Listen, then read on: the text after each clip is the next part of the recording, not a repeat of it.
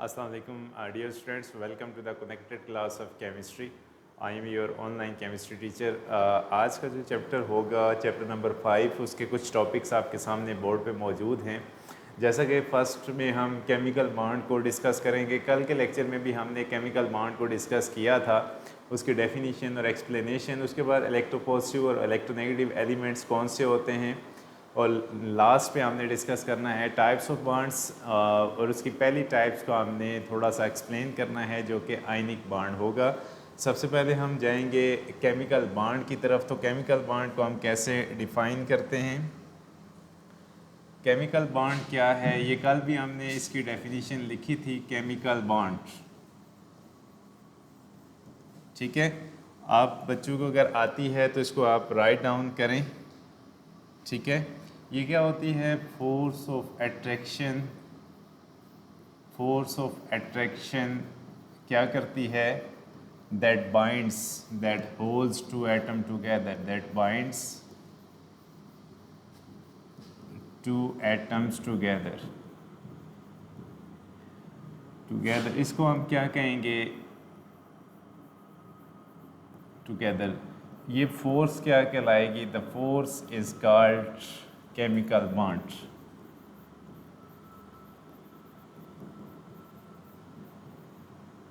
ठीक है। अब उसके बाद यहाँ पे क्या होगा कि केमिकल बॉन्ड बनता कैसे है। Chemical bond is formed by elements, chemical bond is formed by sharing of electrons, by sharing or transfer of electrons।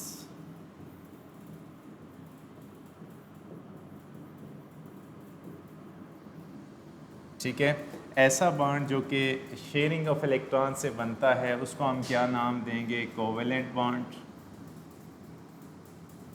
ठीक है, और जो ट्रांसफ़र ऑफ इलेक्ट्रॉन से बनता है इसको आप क्या नाम देंगे, आयनिक बॉन्ड।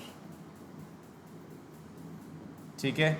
अब क्या होगा कि कौन से ऐसे एलिमेंट्स हैं जो कि फ़र्स्ट ऑफ ऑल हम यहाँ पे आयनिक बॉन्ड को ज़रा ब्रीफ के साथ लेके चलेंगे। आपके पीरियोडिक टेबल में कुछ मेटल्स होते हैं और कुछ नॉन मेटल्स हैं। फ़र्स्ट ऑफ ऑल हम कल भी इस पे बात की थी कि मेटल्स क्या करते हैं, ये इनकी प्रॉपर्टी होती है कि ये क्या करेंगे, loose electrons.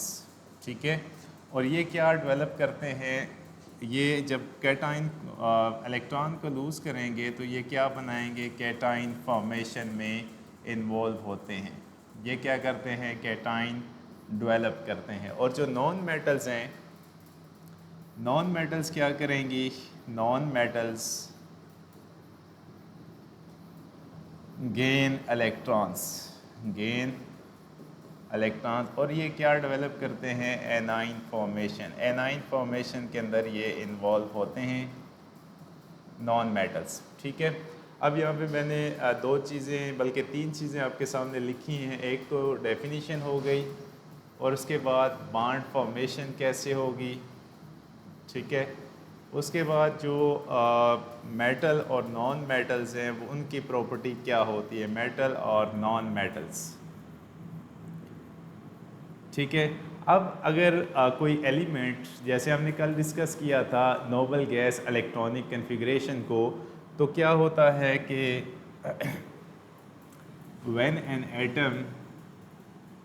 when an atom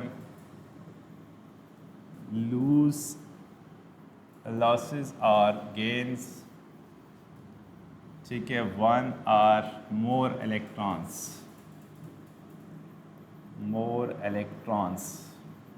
ठीक है, it will achieve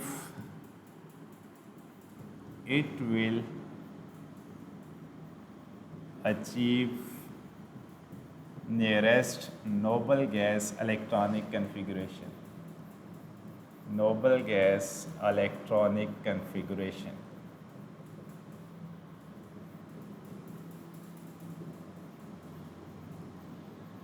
ठीक है। अच्छा, उसके बाद जैसे मैंने आपको बताया कि मेटल और नॉन मेटल का करेक्टर क्या है, तो फर्स्ट ऑफ ऑल जैसे कि हम फॉर एग्ज़ाम्पल लिखते हैं सोडियम जो है वो क्या करता है, इसकी इलेक्ट्रॉनिक कन्फिग्रेशन क्या है 1s2 2s2 2p6 और 3s1। ये मेटल है तो क्या करेगा, एक इलेक्ट्रॉन लूज़ करेगा तो उसके ऊपर चार्ज क्या आ जाएगा 1 पॉजिटिव। अब जो क्लोरीन है जैसे हैलोजन है, इसका एटॉमिक नंबर 17 है 1s2 2s2 2p6 3s2 3p5। अब इसने एक इलेक्ट्रॉन गेन करना है, जो सोडियम ने इलेक्ट्रॉन लूज़ किया था वो किसको मिल जाएगा, क्लोरीन को, कि क्लोरीन के इस साइड पे एक इलेक्ट्रॉन ऐड होगा। अब जो सोडियम की इलेक्ट्रॉनिक कन्फिग्रेशन बनी है 1s2 2s2 2p6 और जो क्लोराइड आयन की बनेगी ये सोडियम कैटाइन है। अब जो सोडियम मेटल था उसने क्या डेवलप किया, कैटाइन, बिकॉज के मेटल की प्रॉपर्टी होती है कि वो इलेक्ट्रॉन को लूज़ करेगा। अब जो ये इलेक्ट्रॉनिक कन्फिग्रेशन है वो किस चीज़ की है, नियोन की। नियोन क्या है, नोबल गैस है जिसकी स्टेबल इलेक्ट्रॉनिक कन्फिग्रेशन है। जबकि अगर हम क्लोराइड के केस में देखें तो 1s2 2s2 2p6 3s2 और क्या हो जाएगा 3p6, और ये जो इलेक्ट्रॉनिक कन्फिग्रेशन आएगी वो किस चीज़ की है, आर्गोन की। और आर्गोन भी क्या है, एक नोबल गैस है जिसकी इलेक्ट्रॉनिक कन्फिग्रेशन स्टेबल होती है। अब अगर इस क्लोरीन को देखें तो ये क्या है, नॉन मेटल है। अब नॉन मेटल ने क्या किया कि इलेक्ट्रॉन को लूज़ किया, इलेक्ट्रॉन को गेन किया, और मेटल ने क्या किया कि इलेक्ट्रॉन को लूज़ किया। अब यहाँ पे जो नेक्स्ट हमारा टॉपिक है इलेक्ट्रोपॉजिटिव और इलेक्ट्रोनेगेटिव एटम कौन से होते हैं। सबसे पहले जो हमने ये बातें डिस्कस की हैं इसको आपकी बुक के साथ रिलेट करते हैं कि क्या ये सारी बातें वहाँ पे मौजूद हैं। फिर आपके क्वेश्चंस की तरफ आते हैं। अच्छा, यहाँ पे जो बात लिखी गई है उसको ज़रा आप देखेंगे।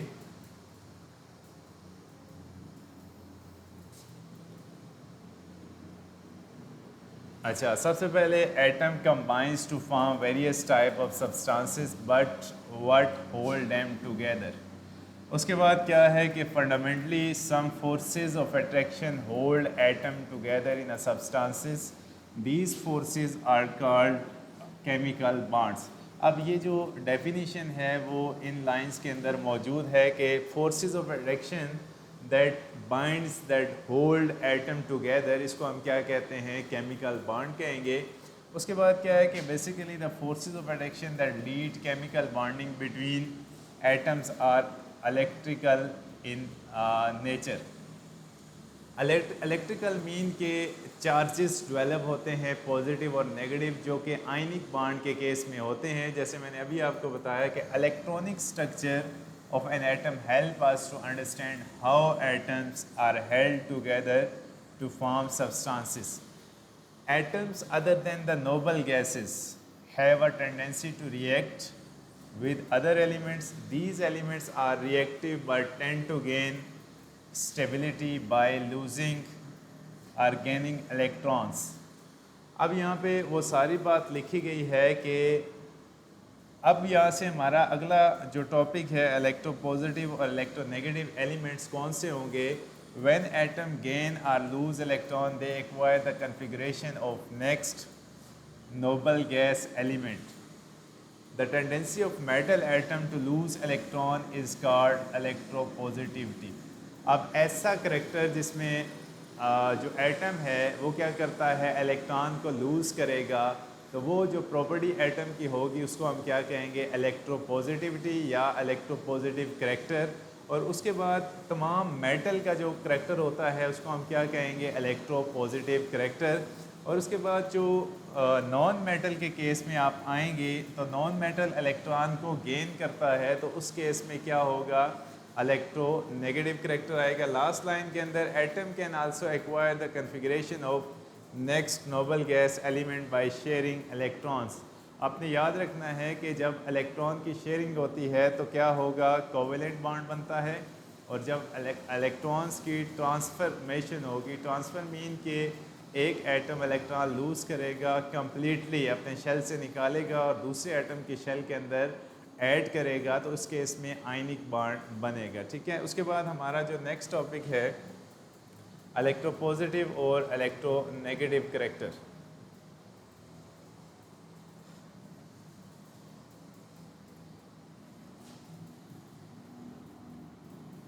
इलेक्ट्रोपॉजिटिव एटम्स और साथ में क्या होगा electronegative atoms.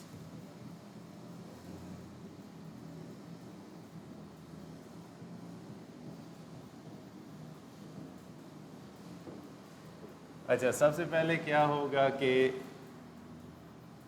Atoms that loose electrons are called electropositive atoms, are called electropositive atoms। ठीक है, उसके बाद यहाँ पे क्या हो जाएगा atoms that gains electrons, that gain electron are called electronegative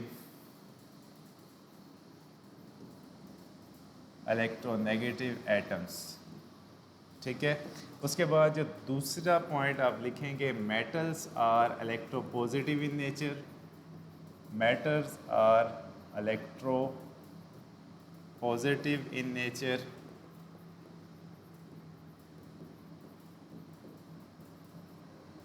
और क्या हो जाएगा कि जो नॉन मेटल्स हैं, non metals are electronegative in nature, non-metals are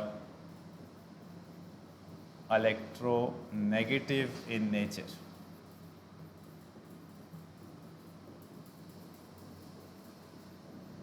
ठीक है, उसके बाद एक एग्जांपल आप लिख सकते हैं। फॉर एग्जांपल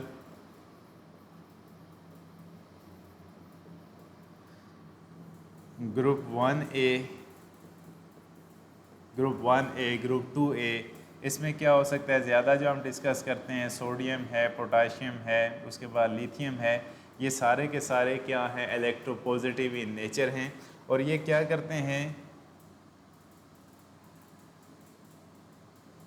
फॉर एग्जांपल जैसे अभी हमने डिस्कस किया कि पोटाशियम है, पोटाशियम के आउटरमोस्ट शेल में एक इलेक्ट्रॉन होता है, तो ये एक इलेक्ट्रॉन लूज़ करेगा तो ये के पॉजिटिव में कन्वर्ट हो जाएगा। तो इस वजह से जब ये पॉजिटिव चार्ज डेवलप करते हैं तो इस करैक्टर की वजह से ऐसे एटम्स को हम क्या कहते हैं इलेक्ट्रोपॉजिटिव इन नेचर। क्यों इलेक्ट्रोपॉजिटिव इन नेचर होते हैं, बिकॉज के जो हम डाउन द ग्रुप जाते हैं तो इलेक्ट्रोपॉजिटिव करैक्टर बढ़ता है, बिकॉज के साइज़ इंक्रीज़ कर रहा होता है, तो forces of attraction between nucleus and valence electron decrease कर जाती हैं, तो इलेक्ट्रॉन को रिमूव करना आसान हो जाता है। उसके बाद अगर आप देखें फॉर एग्जांपल इलेक्ट्रोनेगेटिव करैक्टर के एलिमेंट कौन से हो सकते हैं। फॉर एग्जांपल ऑक्सीजन फैमिली है, ऑक्सीजन फैमिली भी इलेक्ट्रोनेगेटिव है, और उसके बाद जो हैलोजेंस हैं ये भी क्या हैं इलेक्ट्रोनेगेटिव हैं। फॉर एग्जांपल फ्लोरीन है आपके पास, फ्लोरीन के आउटर मोस्ट में 7 इलेक्ट्रॉन होते हैं। जब ये एक इलेक्ट्रॉन अचीव करेगा तो फ्लोरीन किस में कन्वर्ट हो जाएगा, फ्लोराइड आयन के केस में कन्वर्ट हो जाएगा। अभी हमने नेक्स्ट मूव करना है टाइप्स ऑफ बॉन्ड के साथ। तो सबसे पहले आपके क्वेश्चंस की तरफ आते हैं। कोई क्वेश्चन है तो वो आप मुझे बताएंगे ताकि उसको हम क्लियर कर लें, फिर आगे टाइप्स ऑफ बॉन्ड की तरफ जाते हैं। ठीक है,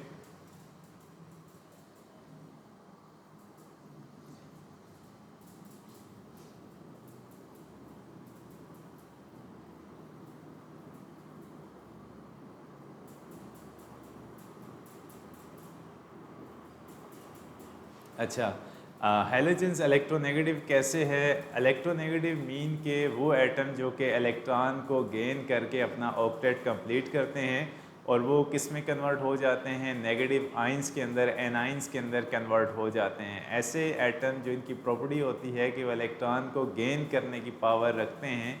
गेन मीन के हैलोजेंस के आउटर मोस्ट शेल के अंदर 7 इलेक्ट्रॉन्स हैं। अब हैलोजेंस लूज़ नहीं कर सकते, अब वो क्या करेंगे, इलेक्ट्रॉन को गेन करेंगे। जब इलेक्ट्रॉन को गेन करेंगे तो इसका मतलब है कि उनके वैलेंस शेल के अंदर 7 + 1 इलेक्ट्रॉन 8 ऑक्टेट उन्होंने कंप्लीट कर लिया। अब उन्होंने इलेक्ट्रॉन गेन कितने किए, एक इलेक्ट्रॉन को गेन किया तो उनके ऊपर जो चार्ज आएगा वो 1 माइनस चार्ज आएगा। जैसे हमने लास्ट फ्लोरीन का केस डिस्कस किया, तो यहाँ पे आप देखें कि फ्लोरीन हेलोजन है, तो हेलोजन इसकी आउटर मोस्ट शेल के अंदर 7 इलेक्ट्रॉन्स हैं, एक इलेक्ट्रॉन ये गेन करेगा तो ये किस में कन्वर्ट हो जाएगा, नेगेटिव आइंस के अंदर, जिसको हम क्या करैक्टर शो करते हैं, इलेक्ट्रोनेगेटिव। ठीक है। अच्छा, सरोज का क्वेश्चन है कि इलेक्ट्रोपॉजिटिव करैक्टर क्यों हो जाता है डाउन द ग्रुप। जो मेटल्स होते हैं वो हमेशा इलेक्ट्रोपॉजिटिव करैक्टर शो करते हैं। जैसे हम 1A की बात करें, 1A ग्रुप की, तो उसमें top to bottom electropositive character increase करता है, बिकॉज कि डाउन द ग्रुप जो अटामिक साइज़ है वो इंक्रीज़ कर रहा होता है। अब बात आती है कि इलेक्ट्रॉन को लूज़ करना जिन एटम्स के लिए आसान होता है उनका इलेक्ट्रोपॉजिटिव करैक्टर ज़्यादा होता है। इसका मतलब ये हुआ कि अगर हम डाउन द ग्रुप मूव करते हैं तो अटामिक साइज़ इंक्रीज़ कर रहा होता है। अटामिक साइज़ इंक्रीज़ करने से फोर्सेस ऑफ अट्रैक्शन पे क्या असर पड़ता है कि न्यूक्लियस और वैलेंस इलेक्ट्रॉन्स के दरमियान जो बाइंडिंग होती है वो वीक होना शुरू हो जाती है। तो उस केस में आपको आसानी के साथ इलेक्ट्रॉन लूज़ करना पड़ सकता है, आसानी के साथ आप लूज़ कर सकते हैं। तो ऐसे एटम का जो कि आसानी के साथ इलेक्ट्रॉन को लूज़ कर सकते हैं उनका इलेक्ट्रोपॉजिटिव करैक्टर हायर होता है, तो down the group electropositive character increase करेगा। ठीक है। अच्छा, सेकंड पेज। ठीक है, इसको आप नोट कर लें। जो केमिकल बॉन्ड है उसके बाद फॉर्मेशन कैसे होगी, शेयरिंग हो सकती है या ट्रांसफ़र ऑफ इलेक्ट्रॉन हो सकता है। मेटल क्या करेंगे, कैटाइन में बनाएंगे और नॉन मेटल्स एनाइन बनाएंगे। ठीक है। अच्छा, अपलोडेड 99.80% क्लियर। ठीक है। अच्छा, अब हम जाएंगे, एक बॉन्ड हमने डिस्कस करना है जो कि है आयनिक बॉन्ड। अक्सर वो पेपर में रिपीट होता है। आपकी बुक के अंदर जो है वो चीज़ें, कैटाइन को अलग से डिस्कस किया गया है, एनाइन को अलग से डिस्कस किया गया है। सबसे पहले हम एक जो लॉन्ग क्वेश्चन पेपर में आता है, discuss the ionic bond formation between sodium chloride. Sodium chloride के अंदर जो आयनिक बॉन्ड फॉर्मेशन होती है उसको आपने डिस्कस करना है। या फिर ये हो सकता है कि discuss the ionic bond formation between sodium and chlorine atom. अब सोडियम, जब सोडियम कैटाइन में कन्वर्ट होगा, क्लोरीन जो है क्लोराइड आयन के दरमियान कन्वर्ट होगा, फिर इनके दरमियान चार्जेस के दरमियान जो फोर्सेस ऑफ अट्रैक्शन डेवलप होंगी, इसको हम क्या कहेंगे, आयनिक बॉन्ड कंसिडर करेंगे। तो सबसे पहले ये अभी जो हम पढ़ने जा रहे हैं वो लॉन्ग क्वेश्चन है, डिस्कस आयनिक बॉन्ड फॉर्मेशन इन NaCl। NaCl का मतलब क्या है कि सोडियम क्लोराइड में आयनिक बॉन्ड कैसे बनता है वो हमने डिस्कस करना है। आपकी बुक के अंदर सबसे पहले क्या है, कैटाइन फॉर्मेशन है, एनाइन फॉर्मेशन है, उसके बाद जो है वो जाके NaCl या आयनिक बॉन्ड फॉर्मेशन को डिस्कस कर रहा है। मैं यहाँ पे कंबाइन करके एक लेक्चर के अंदर इसको डिस्कस करूँगा। अगर आपका कोई क्वेश्चन होता है कि किसी और कंपाउंड के अंदर आपने आयनिक बॉन्डिंग सीखनी है तो आप मुझे बता सकते हैं, तो नेक्स्ट लेक्चर में हम उसको ऐड कर लेंगे। तो सबसे पहले आयनिक बॉन्ड होता क्या है, इसको डिफ़ाइन कैसे करते हैं। आयनिक बॉन्ड, आयनिक बॉन्ड क्या होता है, ये bond mean force of attraction होती है, force of attraction between cation and anion. Simple सी डेफिनेशन है कि कैटाइन और एनाइन के दरमियान जो फोर्स ऑफ अट्रैक्शन डेवलप होगी उसको हम क्या कहेंगे, उसको हम क्या कहेंगे, इज कॉल्ड आयनिक बॉन्ड। ठीक है, इज कॉल्ड आयनिक बॉन्ड। ठीक है, सिंपल सी है बिटवीन। एक और भी आप लिख सकते हैं जो यहाँ पे मैं लिख रहा हूँ कि the bond which is formed between two oppositely charged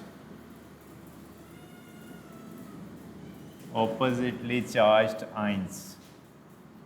ठीक है, दोनों का मतलब एक ही है, इसको हम क्या कहें, इज कॉल्ड आयनिक बॉन्ड। ठीक है, दोनों केसेस में जो मीन बनेगा वो सेम है। वहाँ पे हमने कैटाइन और एनाइन लिख दिया है, जबकि यहाँ पे हमने ऑपोजिट चार्जेस को डिस्कस किया है, कैटाइन और एनाइन। एनाइन क्या होता है? नेगेटिवली चार्ज, और कैटाइन क्या होता है? Positively charge. अब पॉजिटिव और नेगेटिव के दरमियान जो फोर्स ऑफ अट्रैक्शन डेवलप होगी या बॉन्ड बनेगा, उसको हम क्या कहेंगे? Ionic bond. सबसे पहले यहाँ पे दो चीज़ें हैं। अब यहाँ पे हम उसकी तरफ जा रहे हैं कि नेक्स्ट पेज से स्टार्ट करेंगे, या यहीं से कर लेते हैं कि फॉर्मेशन, हेडिंग आपने देनी है formation of ionic bond, ionic bond in NaCl। NaCl को एज आ एग्जांपल यहाँ पे हम डिस्कस कर रहे हैं। तो सबसे पहले हम स्टार्ट करेंगे फॉर्मेशन ऑफ, इसका जो स्टेप नंबर 1 आएगा वो आपने कैसे स्टार्ट करना है? Formation of sodium cation. ठीक है, तो यहाँ पे सबसे पहले हम सोडियम कैटाइन को डिस्कस कर रहे हैं। तो सोडियम का जो एटॉमिक नंबर है वो क्या है? 11। इसकी इलेक्ट्रॉनिक कन्फिग्रेशन हम काफ़ी दफ़ा डिस्कस कर चुके हैं। क्या आ जाएगा? 3s1। अब ये क्या करेगा? अभी आपने सीखा है कि जो मेटल्स होते हैं वो कैटाइंस बनाते हैं, और ऊपर मैंने लिखा भी है कैटाइन। और कैटाइन का मतलब क्या होता है कि जब इलेक्ट्रॉन लूज़ होता है, जितने इलेक्ट्रॉन लूज़ करेंगे उतना पॉजिटिव चार्ज बढ़ेगा। तो इसके वैलेंस शेल में एक इलेक्ट्रॉन्स है, जब ये एक इलेक्ट्रॉन लूज़ करेगा तो इसके ऊपर चार्ज कितना आ जाएगा? 1 पॉजिटिव। और इसके इलेक्ट्रॉन्स कितने बचेंगे? 10 इलेक्ट्रॉन्स टोटल बचेंगे, और वैलेंस इलेक्ट्रॉन 8 बचेंगे। अब आपने ये करने के बाद आपने बोहर मॉडल इसका ड्रा करना है। वो कैसे करेंगे? ठीक है, इसी का हम आगे कंटिन्यू कर रहे हैं सोडियम कैटाइन को। तो सबसे पहले आपने सोडियम का जो न्यूक्लियस है वो ड्रा करना है।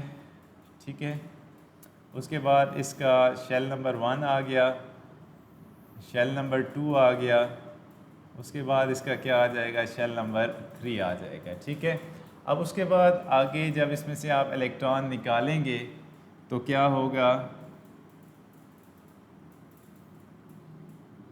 अच्छा, उसके बाद न्यूक्लियस आ गया सोडियम का, दोबारा से शेल नंबर 1 आ जाएगा और दोबारा शेल नंबर 2 आ जाएगा। 3 शेल इसका ख़त्म हो जाएगा। आप क्या करेंगे? यहाँ से इलेक्ट्रॉन्स को पुट करना है आपने। सबसे पहले ये क्या आ गया? सोडियम Na, और ये भी क्या है? सोडियम। सबसे पहले आप इसके इलेक्ट्रॉन्स को फिल करोगे कि पहले शेल में कितने आ जाएंगे? 2 इलेक्ट्रॉन्स आ जाएंगे। दूसरे में कितने आ जाएंगे? 8 इलेक्ट्रॉन्स आ जाएंगे।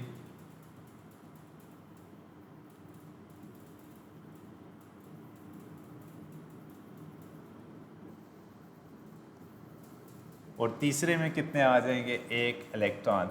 अब ये जो 1 इलेक्ट्रॉन है ये लूज़ करेगा, तो बकाया इलेक्ट्रॉन्स कितने बचेंगे? जैसे पहले शेल में 2 ही रहेंगे और दूसरे में जो थे वो 8 आ जाएंगे। तीसरा इलेक्ट्रॉन ये क्या करेगा? लूज़ कर देगा, और लूज़ करने से क्या होगा कि इसके ऊपर चार्ज कितना आ जाएगा? आपने यहाँ पे स्क्वायर ब्रैकेट लगानी है और उसके ऊपर चार्ज बताना है कि कितना आ रहा है। 1 पॉजिटिव चार्ज आ रहा है। 1 पॉजिटिव चार्ज क्यों आ रहा है? कि यहाँ पे हमारे पास जो, ठीक है,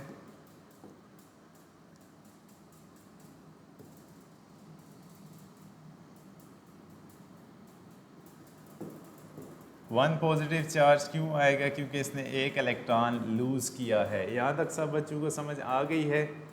ज़रा चैट ओपन कीजिएगा। ये आपको समझ आ गई है?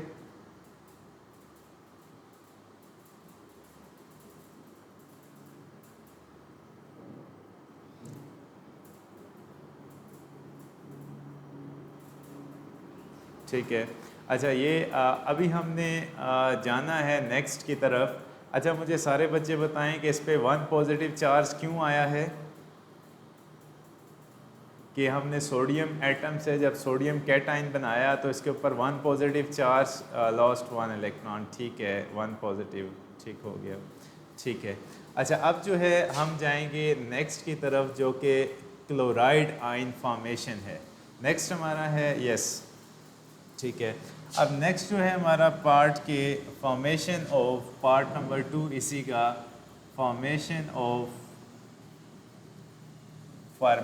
Of chloride A9.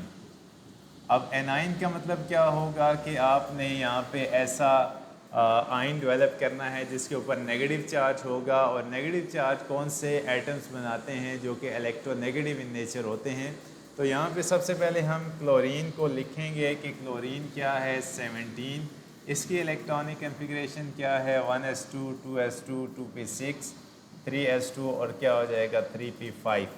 ये क्या करेगा, एक इलेक्ट्रॉन जो सोडियम ने निकाला था वो इसके आउटर मोस्ट शेल के अंदर ऐड होगा, तो ये क्लोरीन किस में कन्वर्ट हो जाएगा 1 माइनस के अंदर। इसकी इलेक्ट्रॉनिक कन्फिग्रेशन क्या हो जाएगी 1s2 2s2 2p6 3s2 और क्या हो जाएगा 3p6। अब यहाँ पे ये इलेक्ट्रॉनिक कन्फिग्रेशन इसकी चेंज हो जाती है। अब हमने इसका बोहर मॉडल ड्रा करना है। बोहर मॉडल के लिए सबसे पहले आपने क्या करना है कि क्लोरीन का न्यूक्लियस आ गया, शेल नंबर 1, शेल नंबर 2 और उसके बाद क्या आ जाएगा शेल नंबर 3, ठीक है। इसी तरह से आपने यहाँ पे इसका एरो यूज़ करना है, ठीक है। उसके बाद जो नेक्स्ट है न्यूक्लियस आ गया, शेल नंबर 1, शेल नंबर 2, उसके बाद क्या आ जाएगा शेल नंबर 3, ठीक है। अब यहाँ पे सेंटर में आपने क्लोरीन पुट अप करना है, इसी तरह से यहाँ पे भी क्लोरीन का न्यूक्लियस आ गया। अब सबसे पहले आपने क्या करना है कि इसके ऊपर इलेक्ट्रॉन्स को फिल करना है। पहले शेल में कितने आ जाएंगे 2 इलेक्ट्रॉन्स आ गए, ठीक है।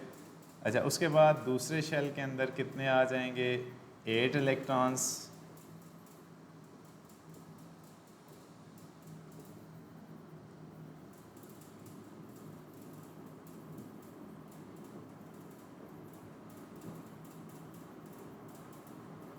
और तीसरे में कितने आ जाएंगे 7, 2 4 6 और 1 इलेक्ट्रॉन यहाँ पे आ जाएगा 7। अब ये क्या करेगा +1 इलेक्ट्रॉन, +1 इलेक्ट्रॉन। जब ये 1 इलेक्ट्रॉन गेन करेगा तो होगा क्या, पहले इसके इलेक्ट्रॉन्स कितने थे 17। अब जब ये वैलेंस शेल के अंदर 1 इलेक्ट्रॉन मज़ीद ऐड करेगा तो क्या फ़र्क पड़ेगा वो आप देखें, 2 4 6 ये करना है। और उसके बाद आपने जो एडिशन ऑफ इलेक्ट्रॉन है उसको आप क्या करेंगे क्रॉस के साथ लगाएंगे। पहले इसके इलेक्ट्रॉन्स कितने थे 17, अब इसने जो एक्स्ट्रा इलेक्ट्रॉन लगाया है वो डिफ्रेंशिएट होना चाहिए, वो नज़र भी आना चाहिए, और इसके ऊपर चार्ज क्या आ जाएगा -1, ठीक है। अब इसके ऊपर चार्ज आ गया -1। अब हमने कैटाइन और एनाइन फॉर्मेशन डिस्कस कर ली है। अब हम जाते हैं formation of ionic bond. Last पे एक इक्वेशन रह जाएगी, उसको आप लिखेंगे कैसे कि फॉर्मेशन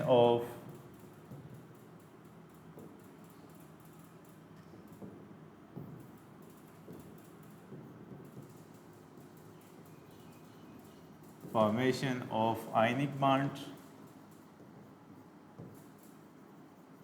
अब सबसे पहले हमने क्या करना है कि जो कैटाइन और एनाइन बनाए थे उनको हमने ड्रा करना है। इस स्टेप को आप समझेंगे, ठीक है। सबसे पहले आपने जो कैटाइन और एनाइंस ड्रा किए थे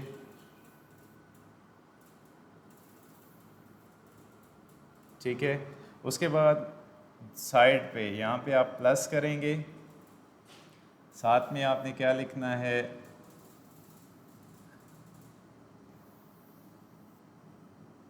ठीक है, और उसके बाद लास्ट पे इसका शेल नंबर 3 आ जाएगा।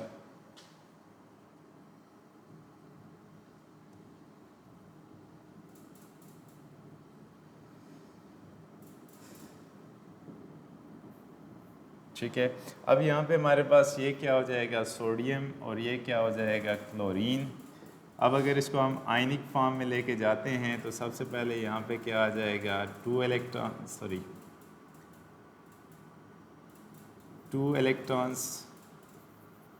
और यहाँ पे क्या आ जाएगा 8 इलेक्ट्रॉन्स।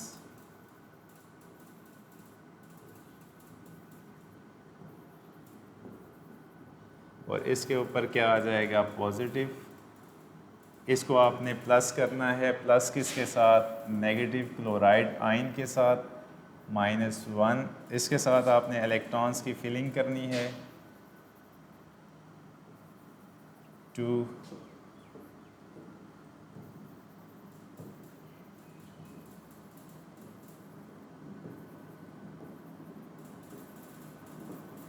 ठीक है। और उसके बाद लास्ट पे 7 इलेक्ट्रॉन्स थे और 1 इलेक्ट्रॉन जो है वो सोडियम ने इसको ट्रांसफ़र किया, तो यहाँ पे क्या आ जाएगा, जैसे ब्लू में लगा रहा हूँ तो यहाँ पे क्या आ जाएगा ब्लू। अब उसके बाद होगा क्या कि आपने इसको एरो के साथ आगे शिफ्ट करना है,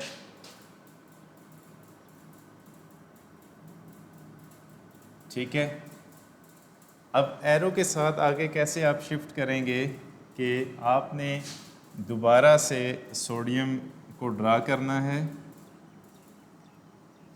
न्यूक्लियस आ गया, शेल नंबर 1 आ गया, शेल नंबर 2 आ गया, ठीक है। साथ में आप क्लोरीन को दोबारा ड्रा करेंगे 1 2 3, ठीक है। अच्छा, उसके बाद आप दोबारा से इलेक्ट्रॉन्स की फिलिंग करेंगे। अब आपने करना क्या है, सोडियम आ गया और यहाँ पे क्लोरीन आ गया in the form of chloride ion, ये सोडियम है,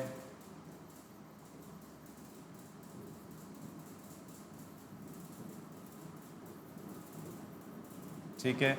और उसके बाद यहाँ पे आप क्लोरीन के जो आपने इलेक्ट्रॉन्स लगाए थे 2 4 6 और 2 8, इसी तरह से 2 4 6 7 और साथ में 1 इलेक्ट्रॉन सोडियम का आ गया, ठीक है। अब आपने यहाँ पे जो चार्जेस लगाए थे वो इस साइड से आपने ख़त्म कर देने हैं, ठीक है।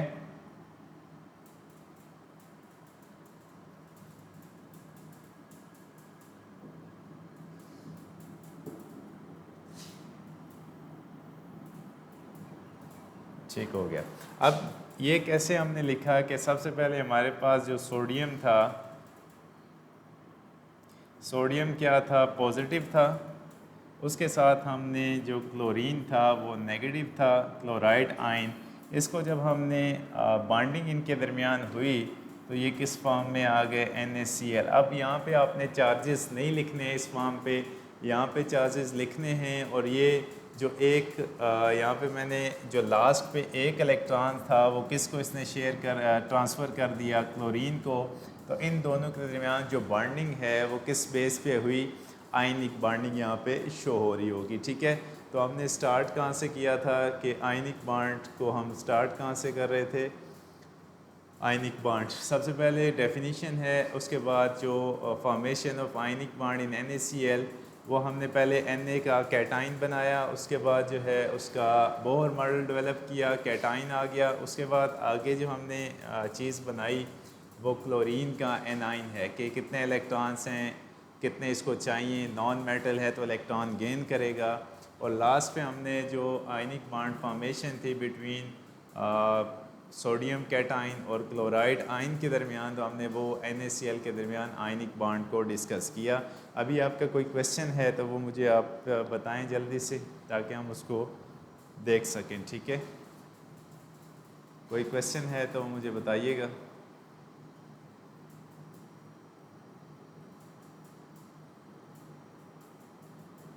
ठीक है। अच्छा, लास्ट पार्ट अगेन, ये यहाँ पे अगर आप देखें तो कैटाइन हमने बना लिया सोडियम का और क्लोराइड आयन का एनाइन, क्लोरीन का जो एनाइन है क्लोराइड वो हमने डेवलप कर लिया। अब इनके दरमियान हम फोर्सेस बॉन्डिंग को शो करेंगे, दोनों को हमने प्लस कर दिया, सोडियम कैटाइन है, क्लोराइड आयन है। जब ये बॉन्डिंग में जाएंगे तो हम कंपाउंड के अंदर चार्जेस मौजूद होते हैं लेकिन हम वो चार्जेस शो नहीं करते हैं। यहाँ पे इनके दरमियान जो फोर्सेस हैं वो ऑपोजिट चार्जेस के दरमियान हैं, पॉजिटिव और नेगेटिव के दरमियान। जब इनको हम ब्रेक डाउन करते हैं तो वापस जैसे इसको आप आयनाइज करोगे, वाटर के अंदर डीकम्पोज करोगे, तो ये चार्जेस में डेवलप हो जाती हैं, चार्जेस बन जाते हैं, जैसे Na पॉजिटिव है या Cl नेगेटिव। तो जब बॉन्ड बनेगा तो इसमें से जो चार्जेस हैं वो आपने शो नहीं करने। बेसिकली यहाँ पे चार्जेस मौजूद हैं लेकिन आप इसको शो नहीं करेंगे। ठीक है, ठीक है। अच्छा, यहाँ पे आप मुझे बताइएगा कि इलेक्ट्रोपॉजिटिव करैक्टर क्या होता है, इलेक्ट्रोपॉजिटिव एटम कौन से होते हैं?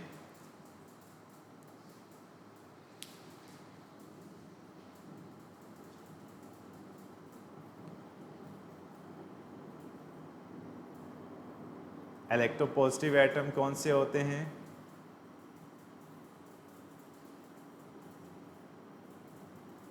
ठीक है, और इलेक्ट्रोनेगेटिव एटम कौन से होते हैं? Yes, metals. यस, ठीक है। अच्छा, उसके बाद ये जो आपको आयनिक बॉन्ड फॉर्मेशन है, सारे बच्चों को अच्छे तरीके से अंडरस्टैंड हो गया है? आपकी जो असाइनमेंट है वो आपने क्या करना है कि NaF के दरमियान, मैं एक असाइनमेंट आपको दे रहा हूँ, वो आपने करनी है और आपकी क्लास आवर है डिस्कस आयनिक बॉन्ड